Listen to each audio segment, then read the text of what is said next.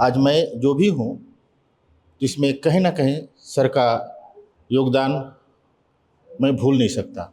जैसे आज जो गिग इकोनॉमी की बात हो रही है कि भारत धनी हो जाएगा लेकिन गरीबों की तादाद यहाँ बढ़ती जाएगी और इसके तो वो शायद इस ईस्टर्न जोन के एक्सपर्ट थे, या हो सकता है उनके लेवल का शायद ही कोई शिक्षक इंडिया में हो, इतनी पकड़ थी उनकी उस विषय पर। झारखंड के प्रसिद्ध अर्थशास्त्री और एक बेमिसाल शिक्षक डॉक्टर रमेश शरण का निधन हो चुका है। उनके याद में आज स्टूडेंट सर्कल में एक पुष्पांजलि सभा का आयोजन किया गया है। उनके कई शिष्य जो हैं वे यहाँ पर पहुंचे हैं और उनसे जुड़ी कई बातों पर चर्चा की उन्होंने। सर, कई चीज़ों पर आप लोगों ने लगभग 2-3 घंटे का ये पूरा चला सभा, लेकिन जो सबसे करीबी चीज़ जो आपको याद होगी, जिसे हमेशा तक याद रखा जाएगा, उनके बारे में कोई ऐसा उनका व्यक्तित्व था? मैं doctor Dilip Prasad, department of economics में भी मैं BNJ कॉलेज में कार्यरत हूँ। आज मैं जो भी हूँ इसमें कहीं ना कहीं सर का योगदान मैं भूल नहीं सकता, क्योंकि मैं एक ग्रामीण परिवेश से आता हूँ और जब मैं रांची आया तो उन्होंने हमें क्या खासियत देखा, उन्होंने कहा कि आप अच्छे कर सकते हो, और उन्हीं के मार्गदर्शन में आज मैं शैक्षणिक कार्य में अगर शामिल हूँ तो कहीं ना कहीं सर का योगदान मैं भूल नहीं सकता। वो हमारे अनुकरणीय हैं, उनकी जाना कहीं ना कहीं हमें आहत पहुँचाया है और मैं उनके लिए यह हमेशा स्मरण रखूँगा और उनकी सच्ची श्रद्धांजलि तभी होगा जब उनके बताए गए मार्गों पर मैं अपने आप को स्थापित कर पाऊँगा। मैं इसी ओर अपना पहल करूँगा। वे अर्थशास्त्री थे, जो सपना उन्होंने झारखंड के लिए देखा था, काफी लंबे समय से झारखंड आंदोलन के साथ वो जुड़े रहे थे, आप लोगों ने ऐसा बताया। क्या उस टाइप का झारखंड बन पाया है 24 सालों के बाद? नहीं, बिल्कुल नहीं। सर का जो सोच था, जिस उद्देश्य के लिए झारखंड का निर्माण हुआ, कहीं ना कहीं आज तक वो पूरा नहीं हो पाया है। जिस संसाधनों के साथ झारखंड का फॉर्मेशन हुआ, आज कहीं ना कहीं संसाधनों का सही उपयोग नहीं होने के कारण ही आज झारखंड जो जिस ऊंचाई पे जाना चाहे नहीं जा पाया है।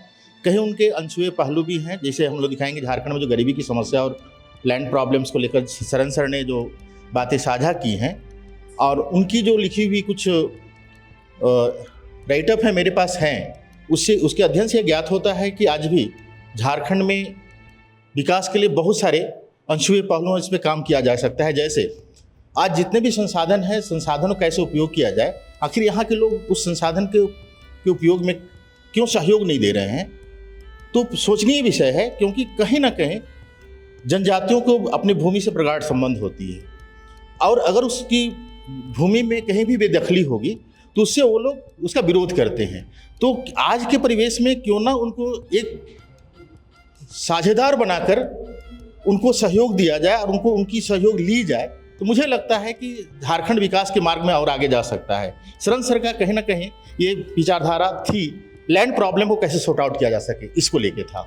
जहाँ तक रमेश शरण सर का सवाल है, आर्थिक मुद्दों को कितना सरल और स्पष्ट करके लोगों को बताया जाए, ये झारखंड की ही नहीं पूरे देश की और दुनिया की समस्या है। और इस समस्या के निदान के लिए वो जीवन भर लिखते रहे, बोलते रहे और करते रहे।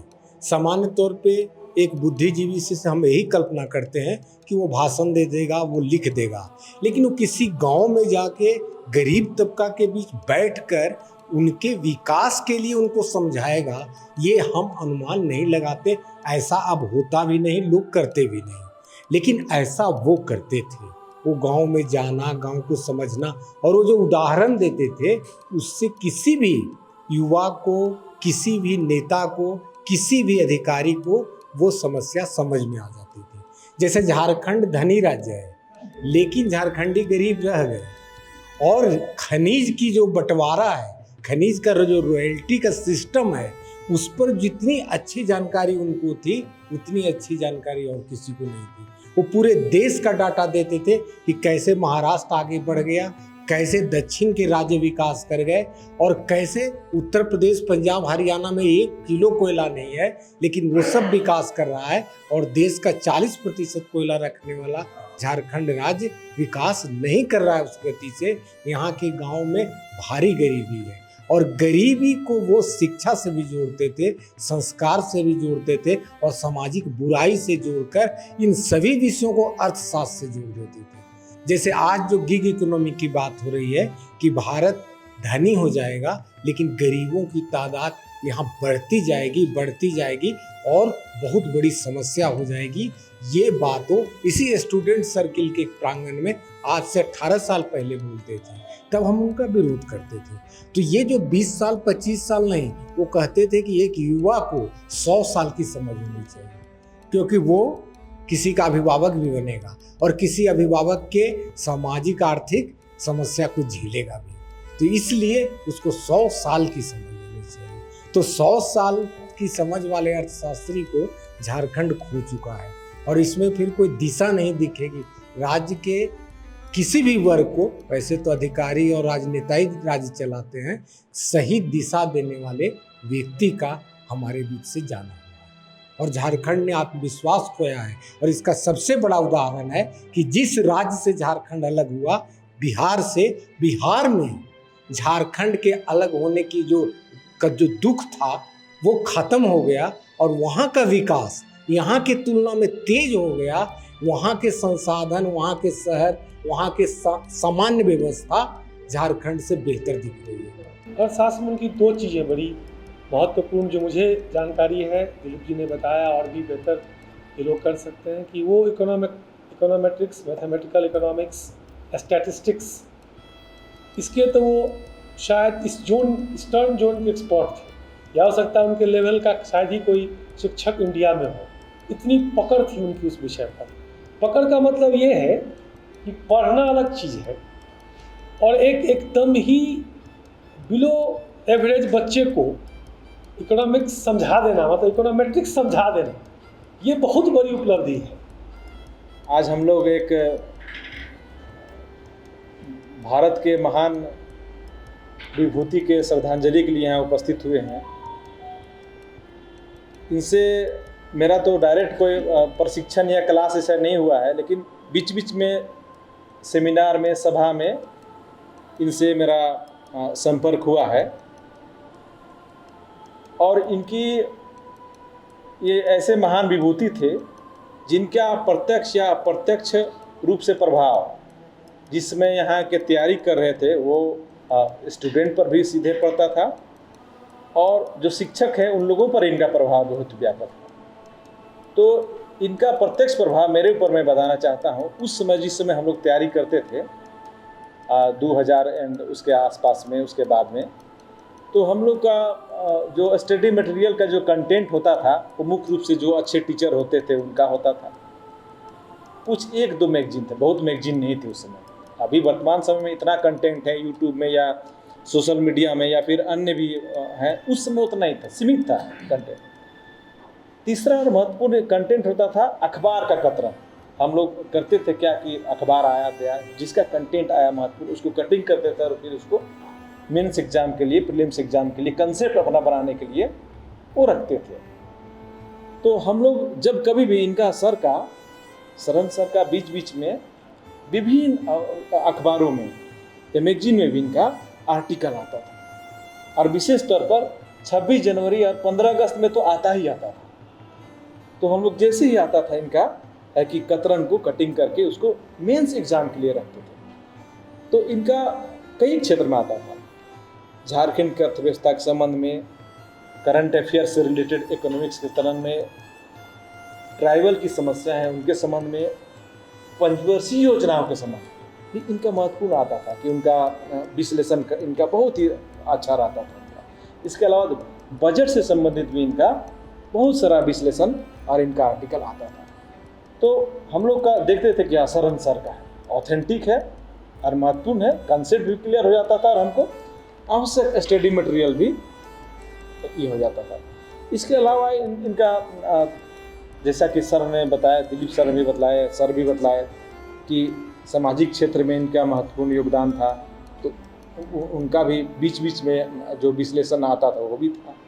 ट्राइबल में से सीधे तौर पर जुड़े हुए थे, यहाँ की जनजातियों की समस्याओं का, जनजातीय प्लान का किस तरह से प्लान बनाया है, अगर लागू हुआ है, लाभ उनको हुआ है, कितना हुआ है और नहीं हुआ तो क्यों हुआ है, क्यों नहीं हुआ है, आगे क्या होना चाहिए। तो इनका इन क्षेत्र में पूरे समाज के लिए एक महत्वपूर्ण योगदान था। विश्वविद्यालय में एक वर्क कल्चर पढ़ने और पढ़ाने की बहुत बेहतरीन तरीके से इन्होंने डेवलप किया है, जिसका अनुकरण अनेक शिक्षकों ने किया और बाद में उसका स्टूडेंट लोगों ने किया। तो इनका समुचित क्षेत्र में झारखंड के विकास में इनका अब तक का बहुत ही महत्वपूर्ण अनुकरणीय और योगदान रहा है, जिसका अनुकरण हम सभी लोगों को करना चाहिए इसमें। तो इनका अनुकरण करके हम लोग आगे भी प्रयास करेंगे कि अपना समाज में योगदान, अपना कार्य में योगदान, अपना प्रशासन में योगदान और जो भी जिस क्षेत्र में है उसमें योगदान में इनकी जो भूमिका रही है, इनका जो मार्गदर्शन रहा है, उस मार्गदर्शन को उसमें अप्लाई करने का प्रयास करेंगे। कोई महान व्यक्ति का चला जाना बहुत महत्वपूर्ण बात तब हो जाती है जब उनके अनुकरण करने वाले ये तय करते हैं कि उनके बताए रास्ते पे हमें चलना चाहिए। हमें लगता है कि आज हम लोग वही महत्वपूर्ण काम के लिए जमा हुए हैं। एक ऐसे 25-25 साल तक मेरा संबंध रहा। मैं भूगोल का छात्र था, इकोनॉमिक्स से भारी चिढ़ता था। इकोनॉमिक्स मेरा विषय था और मुझे बहुत भारी लगता था। सर से मिलने के बाद मैं मीडिया से जुड़ा हूँ हिंदुस्तान में, इसके पहले प्रभात खबर में था। तो जब बात होती थी आर्थिक विषय की तो लोग, आलसी लोगों की जमात हमको विद्वान घोषित करके और कुछ लिखने का काम दे देता था। मैं मजबूरी में सर से बात करता था और सर को ये नहीं बताता था कि मैं इकोनॉमिक्स से बहुत ज़्यादा चिढ़ता हूँ। लेकिन आश्चर्य इस बात का है कि सर को फ़ोन से बात करने के बाद भी एक आइडिया लग गया था कि ये जो लड़का है इकोनॉमिक्स नहीं जानता है। नहीं जानना कोई खराब बात नहीं थी, ये इकोनॉमिक्स से चिढ़ता है, ये भी बात वो समझ गए थे। उन्होंने अपने से मुझसे कहा था कि जो विषय पे लिखना चाहते हो उसे थोड़ा लगाव पैदा करो। तो मैं भी धीरे धीरे होशियार हो रहा था, स्टूडेंट ही था। तो मैंने कहा कि नहीं, सर तो पकड़ लिए। तो हम उनको बता दिए, सर हम भूगोल के छात्र हैं, ये माल्थस रिकार्डो खाली पास होने के लिए हम पढ़े थे। तो कहे कि नहीं, पृथ्वी की जो भी घटनाएं हैं बिना अर्थशास्त्र के संभव नहीं है और आने वाला दौर कठिन होगा भारत के लिए। अर्थशास्त्रियों का अध्ययन मैंने किया है और आप लोगों के ज्ञान से जो मुझे सूचना मिली, तो दो ऐसे अर्थशास्त्री, एक तो अमर्त्य सेन जिनको सब कोई जानता होगा, मैंने उन्हें पढ़ा है और मैं ये जानता हूँ कि वो ग्रासरूट इकोनॉमिस्ट वर्ल्ड के रहे हैं। और एक दूसरे अर्थशास्त्री हैं जयाद्रेच, जिनका झारखंड में मनरेगा में बहुत बेहतर काम भी है। लेकिन दुर्भाग्य से मैं रमेश शरण सर के बारे में बहुत कम जानता था, क्योंकि सर का कुछ लिखा हुआ बुक उपलब्ध नहीं है। लेकिन मुझे लगता है कि ग्रासरूट अगर इकोनॉमिस्ट की बात किया जाए, जो कि आम जनता के नज़र से अर्थव्यवस्था को देखने का काम करते हैं, उसमें अगर भारत के कोई अर्थशास्त्री को शामिल किया जाए उन दोनों के साथ, तो डॉक्टर रमेश शरण सर ही होंगे। क्योंकि मैंने बहुत विषय पढ़ा है, बहुत अर्थशास्त्रियों को पढ़ा है, लेकिन जो आम जनता की नज़र से अर्थशास्त्र को देखना, ऐसे अर्थशास्त्री भारत में बहुत ही कम हैं। कि शरण सर जो है कभी ट्यूशन किसी को नहीं पढ़ा है। उनका चैम्बर हो और घर हो, हमेशा छात्रों के लिए खुला रहता था। और सबसे बड़ी बात है कि जो अर्थशास्त्र का विद्यार्थी नहीं भी है, उसको भी कोई सामाजिक सरोकार को समझना है, संस्कृति को समझना है, ट्राइबल को जानना है, आम जनता की समस्या को जानना है, उनसे उस विषय पर कुछ जानकारी के लिए लोग मिल सकता था और उनकी सारी जिज्ञासाएं पूरी होती थी। कई आपको ऐसे व्यक्ति मिलेंगे जो कि क्लास में उनसे नहीं पढ़े, लेकिन जो क्लास में पढ़े उससे ज़्यादा वो पेड़ के नीचे विश्वविद्यालय के किसी भी पेड़ के नीचे, किसी चाय दुकान पे, और वहाँ सर जो है अपना लोगों को व्याख्यान, उनकी जिज्ञासा दूर किया करते थे, बताया करते थे। और ख़ास करके 90 के दशक में, उसके बाद भी जो आर्थिक सामाजिक परिवर्तन हो रहे थे पूरे विश्व में, भारत के लिए और ख़ासकर झारखंड के लिए, उस समय सर का जो एक विचार होता था, क्या करना चाहिए, कैसे होगा, उसका जो एक अर्थशास्त्रीय विश्लेषण, सामाजिक विश्लेषण, वो बहुत ही अच्छा हुआ करता था, जिससे कि लोग बहुत लाभान्वित हुए और इस समाज को बहुत कुछ मिला।